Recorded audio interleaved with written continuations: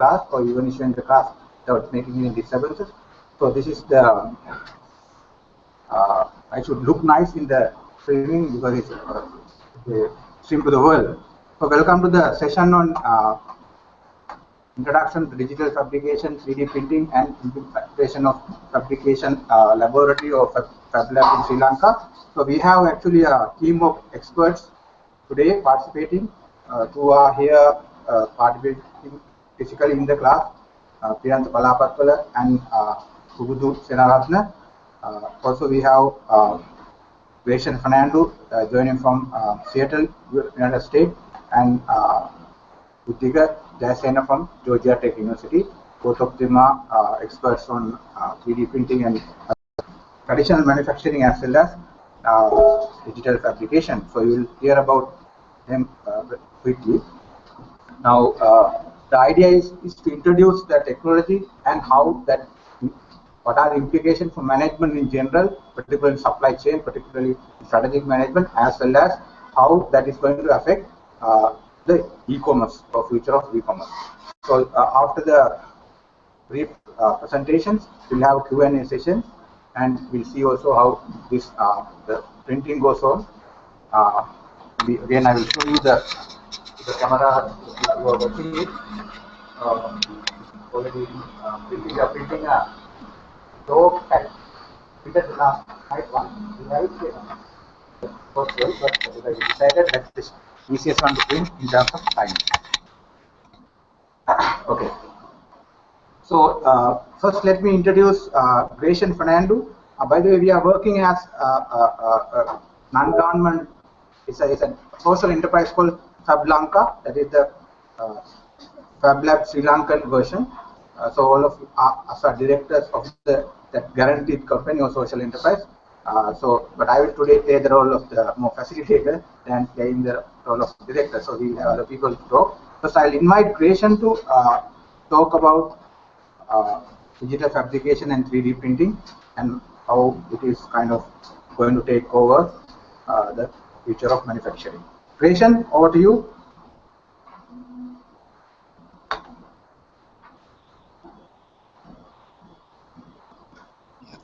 Thank you, Chaminda. Yeah. Thank you, Chaminda. Can you hear me? Yes, yes. Okay. Hi, everyone. I am Greshan Fernando, and I am joining you from Seattle, United States. And let me give a brief introduction about myself first, and then we'll get into the presentation. I am working as a process engineer for the Boeing company, and I mainly work on the computer design and computer manufacturing process development.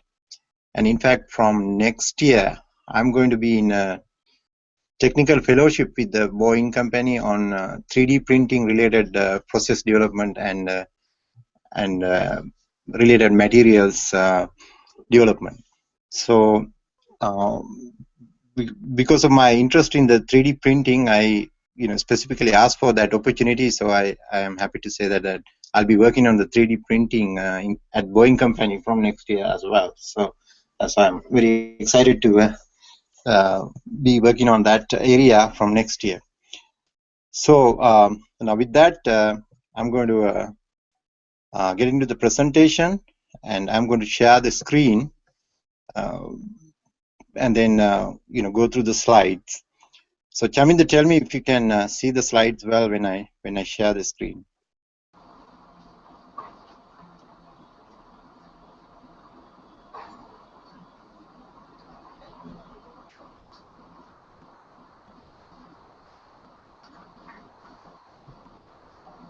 Well, Greshan was my roommate for my undergraduate education at Virginia for 4 years.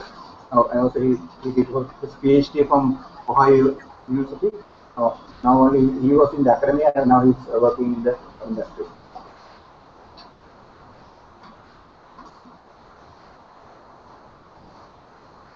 Chaminda, can you see the screen now?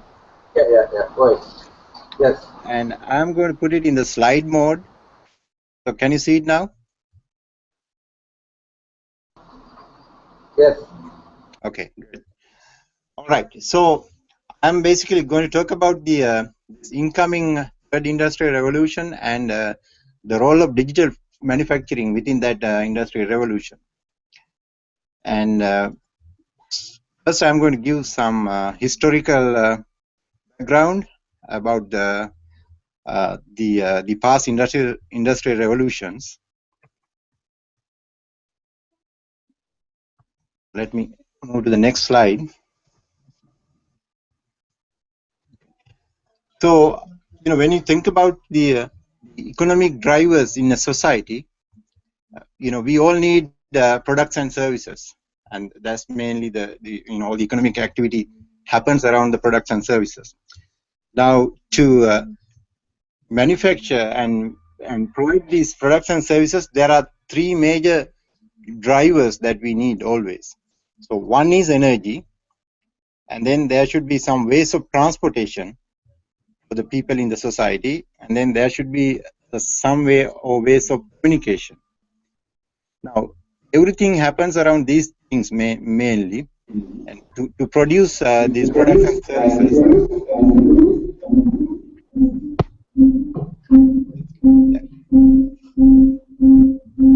Chaminda, I'm hearing a noise. Okay. Do you guys hear me well?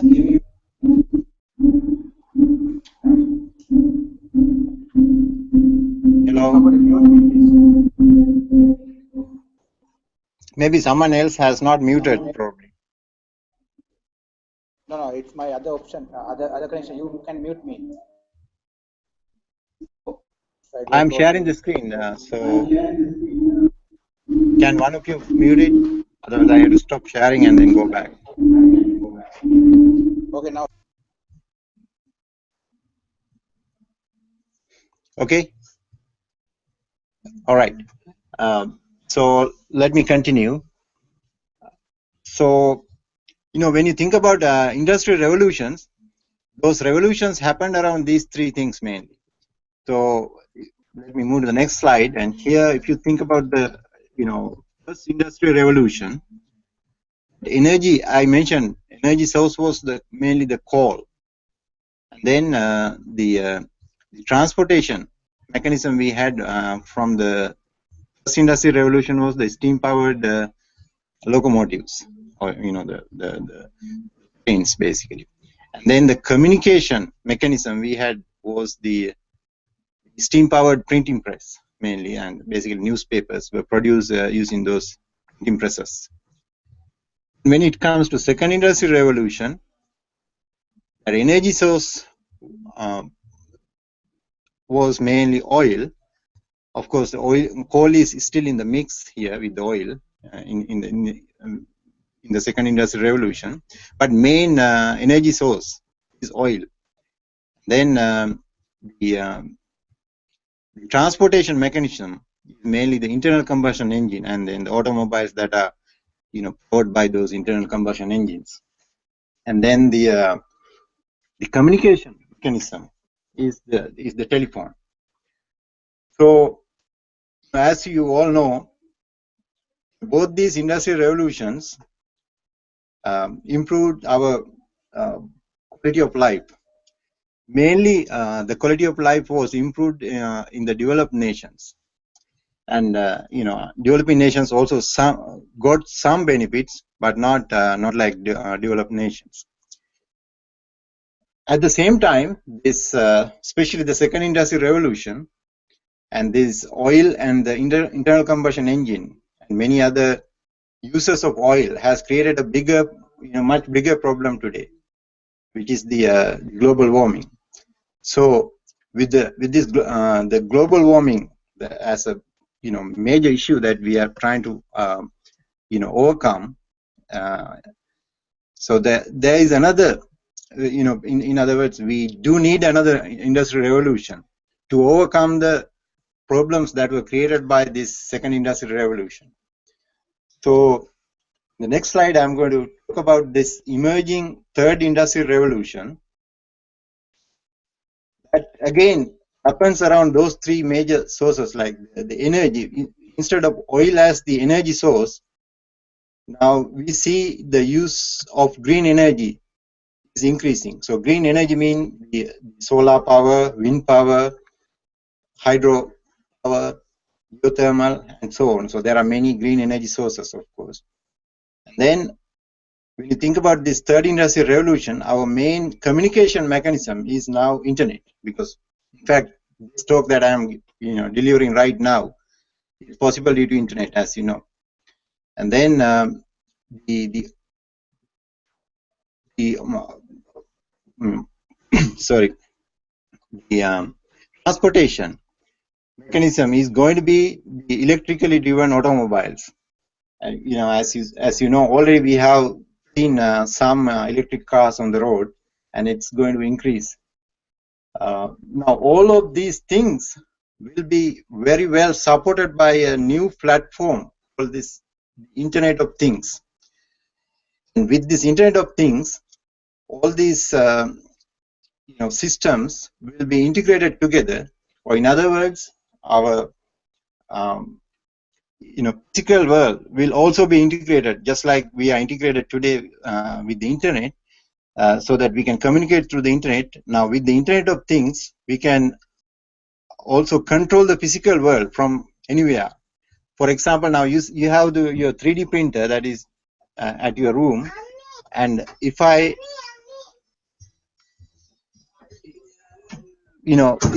you have this Internet of Things well in place, then I could control that 3D printer from being here in the United States.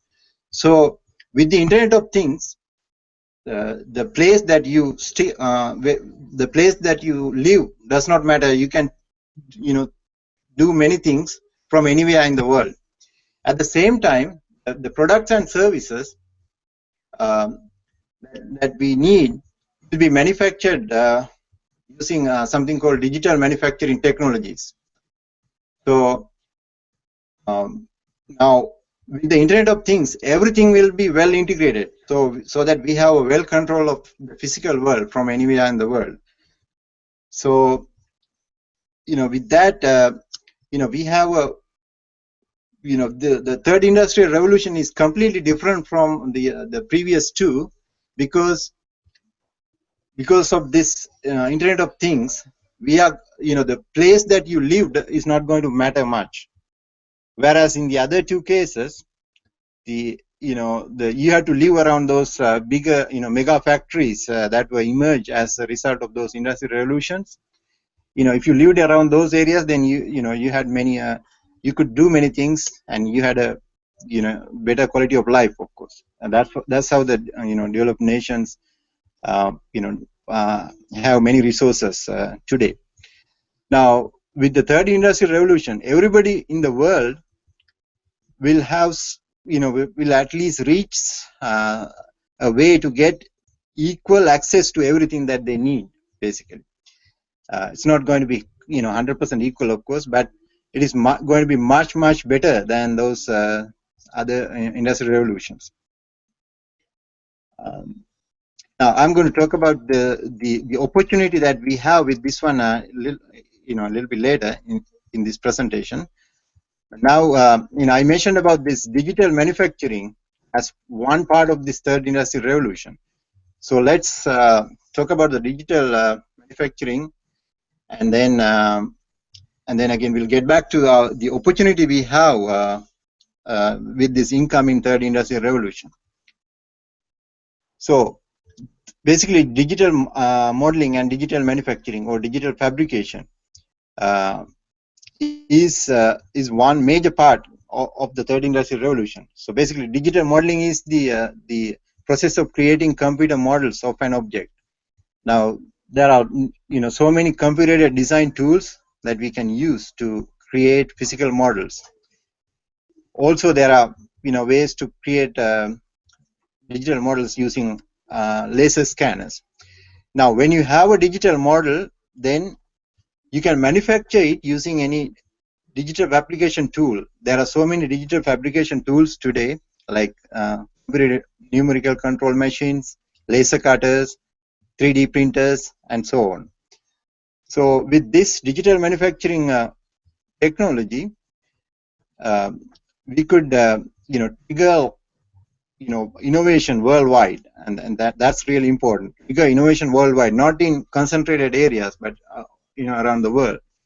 And it also provides opportunities for everyone, to make almost anything that they want within local communities. And that's again really important aspect of this digital manufacturing technology. And then it will improve product accuracy. It will eliminate a lot of mistakes that are there with the conventional manufacturing. And then it will provide you the ability to customize the products with a lot of flexibility. That means, we will have the capability to fabricate things personally. The same item could be customized very easily.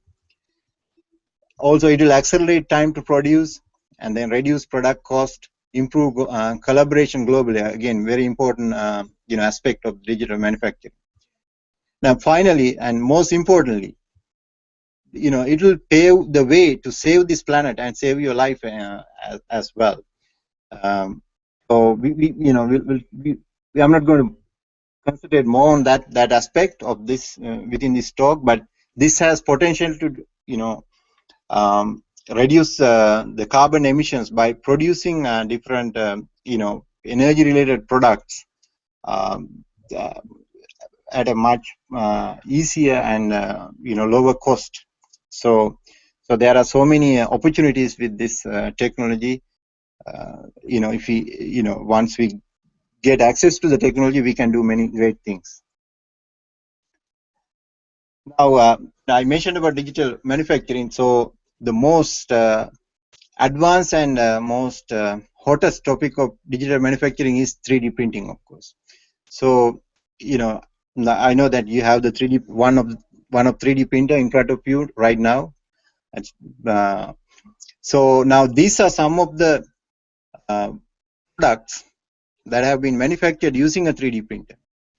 You can see there's a various products, like this is like a building that has been manufactured using a 3D printer, and then this is a car manufactured by a small company called Local Motors in the US, and it's a drivable car, of course, and it had been manufactured within 48 hours. So it is amazing, and you could manufacture a car and drive within 48 hours.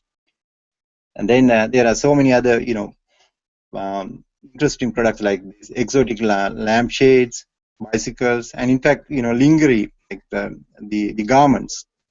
And this is a drone and so on. So the products that can be manufactured is varying in complexity, and also some of these in fact is very hard to manufacture using the traditional manufacturing technologies. So you can right here you can see the potential it offers, the 3D printing offers. And also I forgot to mention that 3D printing has so many other names. Basically, it has an identity crisis because various people named it in various names. Like some people call it additive manufacturing, and some people call layering technology, and so there are so many other names that that people use. But today, the 3D printing is the most commonly used term. All right. So Chaminda, how are everybody doing? Do they have any questions? If there are any questions, you can. So you can finish now. Yes. How are you doing? You can finish now. Then we'll questions. Now we'll take the questions at the end. You will take the questions and then we will continue with. You can finish now. Yes. Then we'll go to Buddika. Oh yeah. So let me go to that slide. Basically, with this one, let me finish here. So this is the same slide I had earlier. So with the third industrial revolution, we have a great opportunity to be a part of it, and this FabLab movement will pave a way to gain more access these tools that we need to be a part of the third industrial revolution. So actually now Buddika is going to talk about Fab Lab movement in detail. So I'm going to hand over the presentation to him.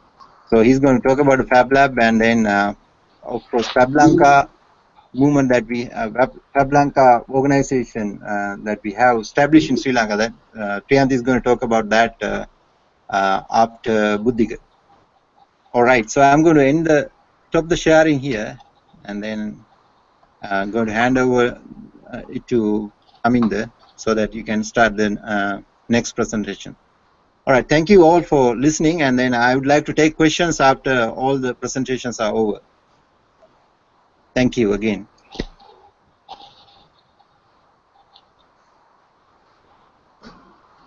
Okay, thank you, Greshan. Now I want to just update the class two things. First of all, now you see that this is already printed. As I told you, it's not really done actually because of the temperature changes, but you can just look before what we have printed. And so that is kind of done. And the second thing I also want to tell is that by already this video, I mean this session is streamed live, but this is you can see what this on YouTube. I just want to show it here because if I play it, there will be echo, right? So, but people, if you are connected from some other part of the world, you can still watch what we are doing, but and also on Google Class. I'll just post this. I have already shared the URL. Now, if you want to share also, you can do it. Okay, all right. So now we have Buddika. Buddika, are you there? Can you hear me? Yeah. Just a minute. Let's get the screen back. You can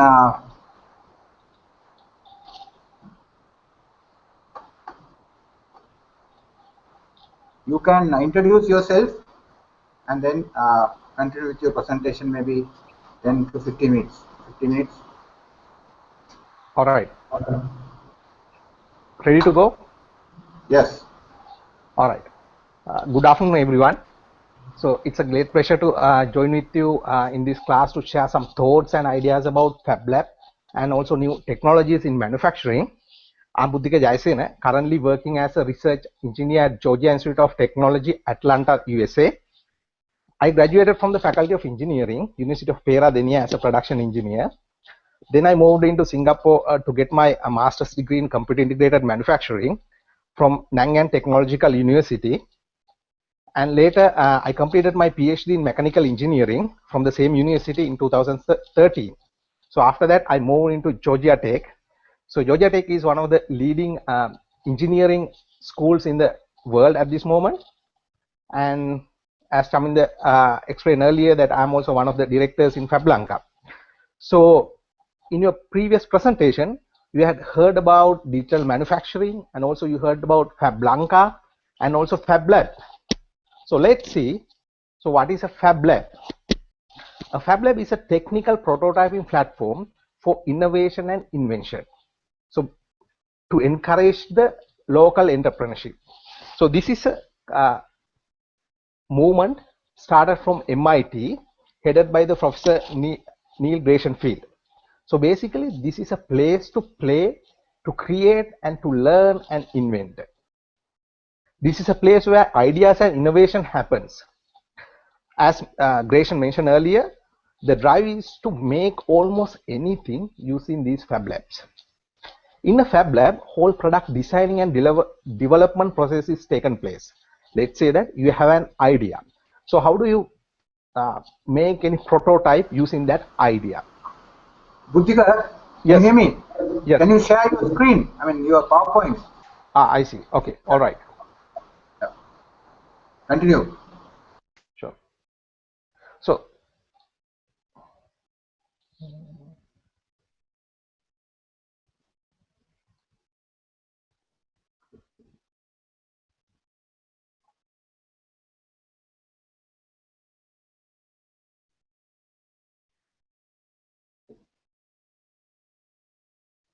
Can you see that?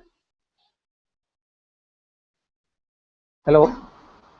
Yes, yes, go ahead. Okay.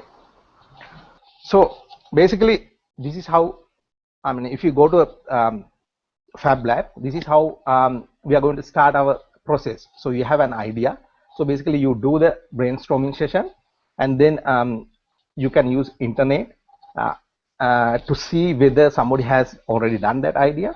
So then also you can use the tools available in the Fab Lab to see the process, how you are going to make that product, and ultimately you are going to make the prototype. So that's how it works. So let's see what is a Fab Lab. So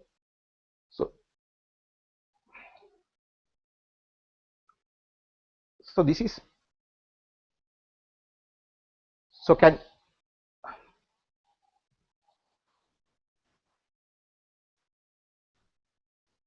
give me a moment. Buddhika, if you put in slide mode, I think it will work. Okay. The presentation mode, I mean. Presentation. Okay.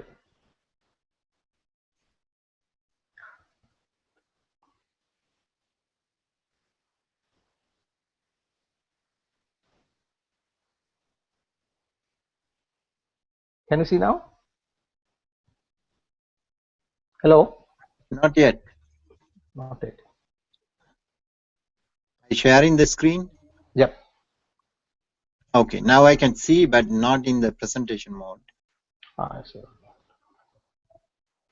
Yeah, can you see now? Yeah, this is, hello? Yeah, Chaminda. I see. Yeah. Chaminda, can you see it?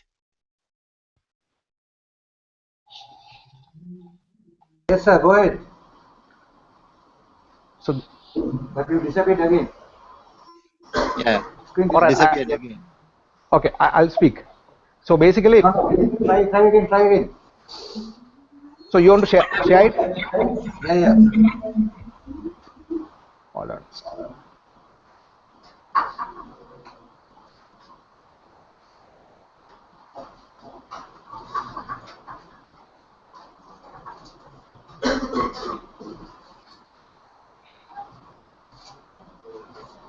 You're almost there, yes, go ahead. Now you are okay. But you share something different. I can't see anything. That's why Can you you see don't now? frequently with the practice, and now you have problems. No, So it's not, I don't know. no, you can't Can see you see? now. Try again. No, you unshare and share again. Greshan, if you see, we can see also. Greshan, can you do that? Otherwise there will be a code. Yeah, I had muted. Now I just unmuted. Screen share. Okay, now fine. Yes. Can you see now? Yes. Continue, Okay, please. this is, okay. So this is a typical Fab Lab environment. So you can see that there are a number of equipments, as Greshan mentioned, CNC routers, hand tools, computer software, 3D scanners, 3D printers, and many more. So basically, you go into Fab Lab environment and you use this equipment to come up with your idea. So initially you have an idea, so ultimately you are come up with a product. So this is how Fab Lab looks like. So this is open to the community.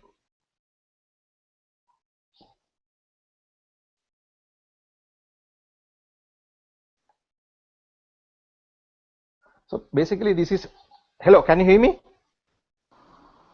We can hear you, but we can't see your screen. All right. Now I'll explain. So basically FabLab is a public access is the most important thing in a FabLab.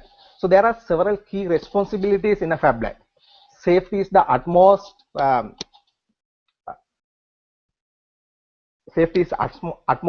important, and also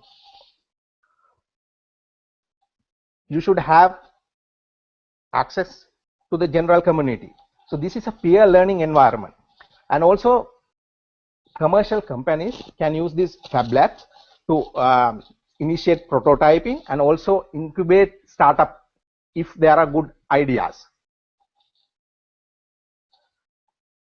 Also in a Fab Lab, there are certain goals. So basically, build STEM related skills. That means science, technological, engineering, and mathematics related skills. As I mentioned earlier, this environment can use to invent and innovative new ideas for economic development.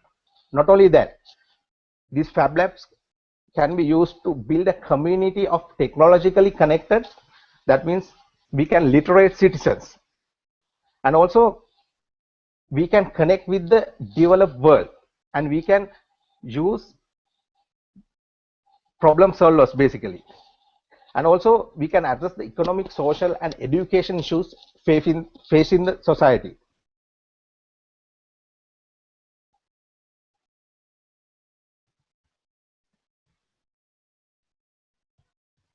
So there are very good examples in the world. So Fab Labs are now move across the world, starting from United States to Europe, Asia, and other parts of the world. So basically in Ghana, they use this Fab Lab to create the agricultural tools. In Norway, people make their own radio collars to track the animals. Even in Boston, in United States, they use these recycled materials and they create toys and crafts. So these are the very good examples and success stories. So even in educational institutions, they use this Fab Lab type of environment. Especially in Georgia Tech, they use something called innovation labs. So in innovation labs, they also do the same activities that you do in a Fab Lab. So basically, I have seen that students are coming to these Fab Labs and they use these equipments. And also, I have had a chance to attend various conferences and have seen various industry exhibitions, and people start talking about 3D printers and the technologies that use in Fab Labs. Not only that, there are various lectures and webinars in the web now, and they start talking more and more on Fab Lab and digital manufacturing, as well as the technologies that they use here. So basically, the whole idea of a Fab Lab is to improve the quality of the life. That's all, Chaminda, here. Thank you very much. So I shared your screen from my side. I hope the others could see that. Okay. I just take it off. Thank you, Buddhika. So now we have two presenters presented about digital fabrication and the movements in general, and about fabrication laboratory of Fab Lab. Then we also have another director, Mr. Priyantha, who will be talking in the class live about FabLanka, Sri Lankan project, what's going on, what's happening, and what are the expectations. Sir, please come. Your PowerPoint is already occupied. Now, what to do? I can remove that one. I think you should share from here the screen that you can see from up there. So you can start talking, and then I'll.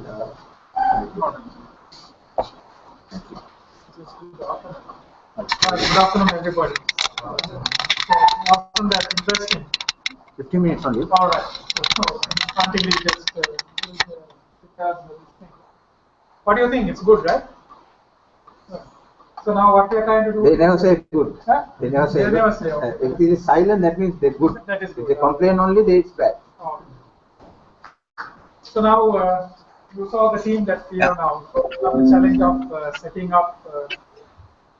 Of course, Chaminda. Yeah.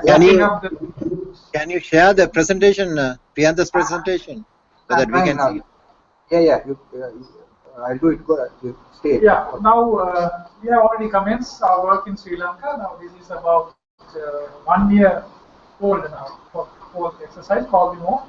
I think the exact timing is there. 18 months, almost 18 months. Yes, almost 18 months. And we have done so many events. Some of them are global events, some of them are local events. Trying to tell people, this is also one of such events. Trying to tell people what we are trying to do and try and get their support. for this exercise. Talk about yourself, yes, your background. So to start, let me introduce myself. I'm also a production engineer by background, and I was also into revenue, more or less at the same time as Chaminda and Greshan. Which one? Colombo University, 2016? Colombo University or Yeah. yes. And I've been working as an engineer for some years, and then I moved into the field of enterprise resource planning. And, Anybody work for IFS here? Anybody from IFS? Then I worked for IFS for about